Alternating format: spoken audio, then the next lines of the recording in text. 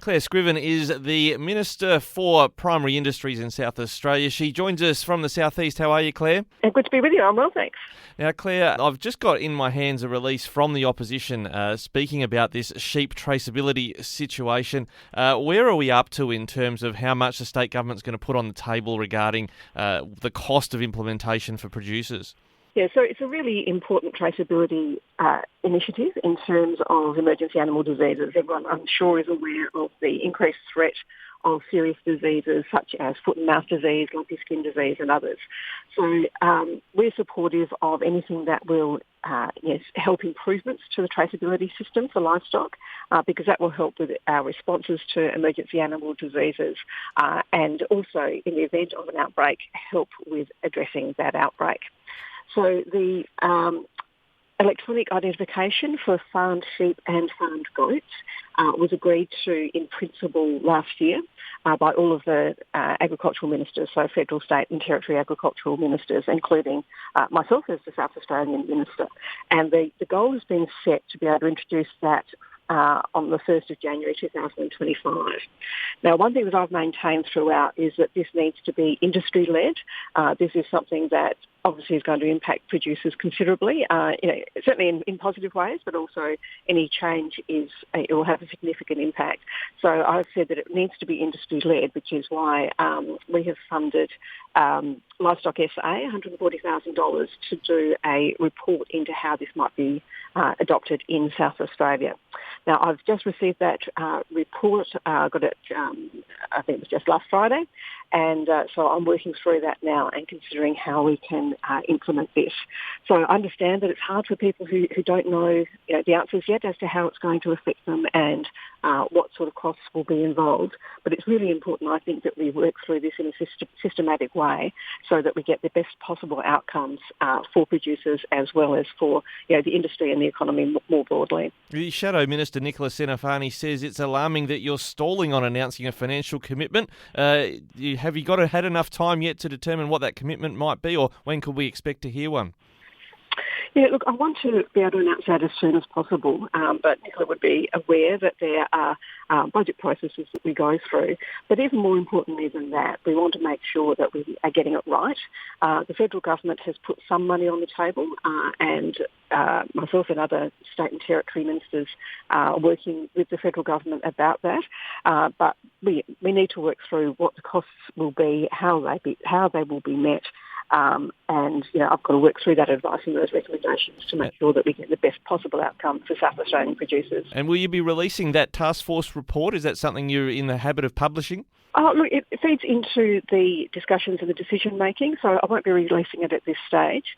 I think people want to know what's going to happen, not what different options are that are possibly under consideration and so on. I think certainty is important, but I do appreciate that it's hard for people who because we can't have that certainty yet. We've got to work through that process and we've got to look at different funding options, including more work with the federal government. Now, on the federal government, they've put $40-odd million on the table to get this rolling. Is there an expectation there'll be a matching funding from all of the states? Are the states negotiating about how much each of them contributes to keep up with that funding level? There are some discussions around that kind of co-contribution, and that's why we still need to keep working through that. We want to obviously get the best deal we possibly can for South Australia, and that's what I'll be advocating for. Now, on the getting a good deal, talking for our grain farmers now about, I know it's something that probably sits primarily with Joe Zokach, the Emergency Services Minister, but Grain Producers SA are part of this working group regarding the fire code when they're allowed to harvest in hot conditions. What is your understanding of how this is progressing? Yeah, so you're right, it is particularly under Minister Joe Zokach, but of course PIRSA is very involved with this because it's affecting grain producers, obviously.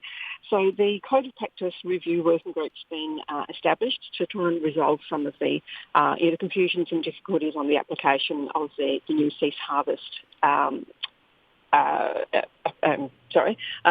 new ceased harvest requirements. So the working group includes PIRSA, Grain Producers SA, the CFS, SAPOL, and also weather station providers. So my understanding is that they met for the first time this week, and they're working through the scope to clarify and simplify the calculation of the index that will be the trigger for the cease harvest.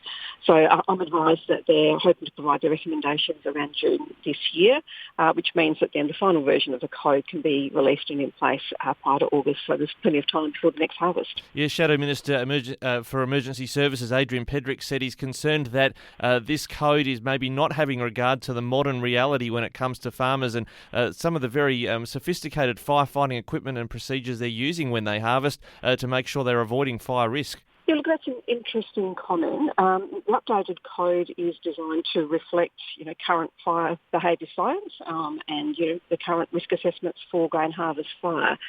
I think if there's those sorts of concerns, they need to be fed through the working group, so either through Grain Producers SA or directly to PIRSA. The reason, of course, to have a working group is to work through some of the issues, and I'd encourage Mr Pedrick to try and be constructive for the benefit of our grain producers. Now, we talked about this one previously about the fruit tree initiative in Waikerie to try and stave off future fruit fly outbreaks in that area. I think what has been about 11 or more, a dozen property holders who've taken up that scheme so far, so the timeline has been extended. Yeah, so of course with the floods, people's attention quite rightly and understandably has been on other things. So we wanted to make sure that people who might like to participate in the trial, in the pilot, didn't miss out. So that's been extended until March. We're in March now, until the 17th. I can check that date for you. But what we wanted is, yes, for the trial to continue so that those who don't want to look after their backyard fruit trees or don't have the capacity to do so can volunteer to have those trees removed and replaced with non-fruiting native trees. So that's something that is continuing on, and I look forward to seeing the results of that. The last I heard, which was several weeks ago, there'd been, I think, over 100 fruit trees removed. So that shows that there's certainly some interest in that, and it's just one more way that we're trying to approach the challenge of fruit fly in the riverland. I guess what those numbers are telling us, there were 13, I believe, residents that took it up with 101 trees removed. That's roughly about 8 trees a resident. That's probably what you really did want to target with the scheme, is those that had a lot of fruit trees that they probably couldn't look after. Look, that's right. And we know that people generally want to do the right thing, but, if you don't, either you don't have the time or physically you don't have the capacity to be able to look after them, to do all the things that we need people to do to reduce the fruit fly outbreaks, pick up trees that have fallen on the ground, pick trees before they fall on the ground, all of those things. If people can't do them, then we want to make sure that they're given support to actually have those trees taken out. So, it does show that, if you've probably got, 8 or 9 trees on average, that's a fair bit. And this is obviously helping those people who really do just want to do the right thing, and having the voluntary tree replacement project is obviously going to be helping those and helping the local community as well. It's a free program people can take up, and I note that it doesn't extend to the Waikerie B red outbreak area. Is there scope perhaps for it to be restructured to take in more growers in a broader area?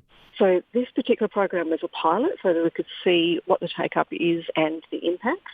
So once the pilot is complete, and as I say, we have extended it because of the floods, then we'll be able to assess what the benefit has been. I mean, early days, over 100 trees removed. I think that's very positive, but we do need to look at that more closely and then see whether it can be rolled out across further areas. Well, Clare Scriven, Primary Industries Minister, plenty to talk about, and there's plenty more, but we'll leave it there. Thanks so much for joining us today. My pleasure. Thanks, Ricky.